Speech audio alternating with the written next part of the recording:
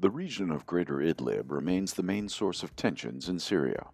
The March 5th ceasefire deal reached by Turkish President Recep Tayyip Erdogan and Russian President Vladimir Putin in Moscow allowed an end to be made to the open military confrontation between the Turkish armed forces and the Syrian army.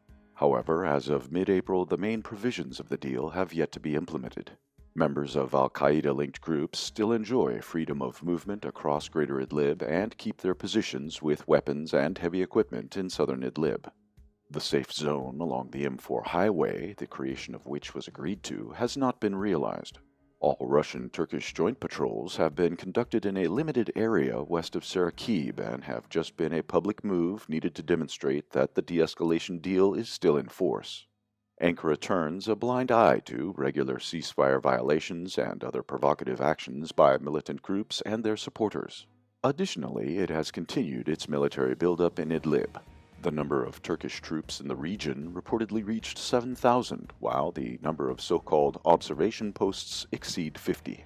Meanwhile, Turkish-affiliated media outlets ramped up a propaganda campaign accusing the Assad government of killing civilians, of ceasefire violations, of using chemical weapons, and of discrediting the de-escalation agreement by calling it the surrender of the goals of the so-called Syrian revolution. On the diplomatic level, neither Turkey nor Russia demonstrate open antagonism, but statements coming from the top military and political leadership of Turkey regarding the conflict in Syria demonstrate that Ankara is not planning to abandon its expansionist plans or aggressive posture towards the country. These factors set up a pretext for and increase the chances of a new military escalation in Idlib. However, this time the conflict is likely to lead to at least a limited military confrontation between the Turkish and Russian militaries. Both sides have troops deployed in close proximity to the front line, including the expected hotpoint of the future escalation, Sarakib. Possible phases of the escalation are the following. Without the full implementation of the Moscow de-escalation deal and neutralization of radicals, the military situation in southern and eastern Idlib will continue to deteriorate. Militants, inspired by their impunity and the direct protection of the Turkish army, will increase their attacks on positions of Syrian forces and their Russian and Iranian allies. These attacks will gradually increase in scale until they provoke a painful military response from the Syrian armed forces. Militants, surprised at this blatant ceasefire violation by the bloody Assad regime, will continue their attacks, now justifying them by the right of self-defense. Turkish diplomats and media outlets will immediately accuse the Assad government of violating the word and spirit of the de-escalation deal and will claim that the unjustified aggression of the regime, which is supported by the Russians, led to the killing of dozens of civilians, and will film several staged tearjerkers from Idlib to support this. The so-called international community, led by the Washington establishment and EU bureaucrats, will denounce the aggression of the Assad regime and its backers. In the face of the continued and increased attacks from Idlib armed groups, the Syrian army will have two options: to retreat from their positions and leave the hard-won, liberated areas to the mercy of Turkey and its al-Qaeda-affiliated groups, to answer the increased attacks with overwhelming force and put an end to the ceasefire violations by radicals. It's likely that the Syrians will choose the second option. The military standoff in Idlib will officially re-enter a hot phase. The previous years of conflict have demonstrated that militants cannot match Syrian troops in open battle. Therefore, if the Turkish leadership wants to hold on to its expansionist plans, it will have no choice but to intervene in the battle and to rescue its protégés. Syria and Turkey will once again find themselves in an open state of military confrontation. As in previous escalations, the Turkish military will likely opt to start its military campaign with massive artillery and drone strikes on positions of the Syrian army along the contact line in southeastern Idlib and western Aleppo.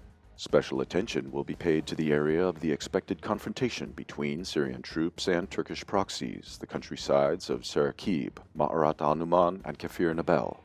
Turkish forces will not be able to stop the Syrian army advance without taking massive fire damage to their infrastructure and to the forces deployed in these areas. Such strikes will also result in further escalation because they will pose a direct danger to the Russian military police in Sarakib and Ma'arat al-Numan and to Russian military advisors embedded with the Syrian units which are deployed in southeastern Idlib. If Turkish strikes against Russian positions lead to notable losses among Russian personnel, Moscow will be put in a situation where they will be forced to retaliate. Since the start of the military operation in Syria in September 2015, the Russian armed forces have concentrated a capable military group in the country, protected by short and long-range air defense systems and reinforced by Bastion P coastal defense and Iskander-M ballistic missile systems. Additionally, the Russian Black Sea and Caspian fleets and Russian long-range aviation have repeatedly demonstrated that they are capable of destroying any target on the Syrian battleground and thus also in any nearby areas. The Russian retaliatory strike will likely target Turkish military columns in close proximity to the front line, as well as Turkish depots, positions of artillery, armored vehicles, and material and technical support points in Greater Idlib. If, after the Russian strike, the Turkish leadership does not halt its aggressive actions and its forces continue attacks on Russian and Syrian positions in Syria, the escalation will develop further. The second wave of Russian retaliatory strikes will target Turkish military infrastructure along the border with Syria.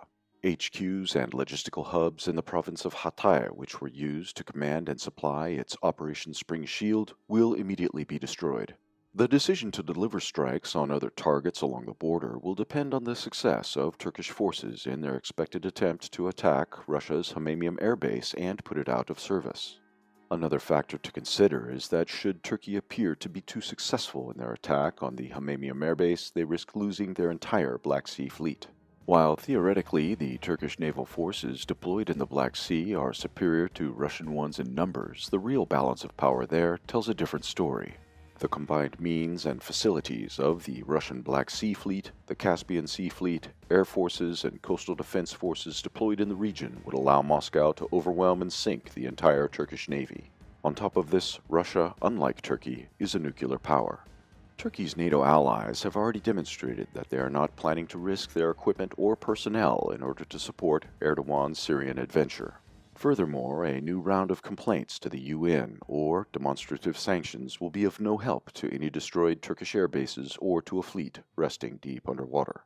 Ankara will have to find a diplomatic way to de-escalate the confrontation before it gets to this point. The format of this diplomatic solution and the consequences which Turkey will have to suffer for its military adventure will depend only on the moment when the Erdogan government understands that it is time to stop.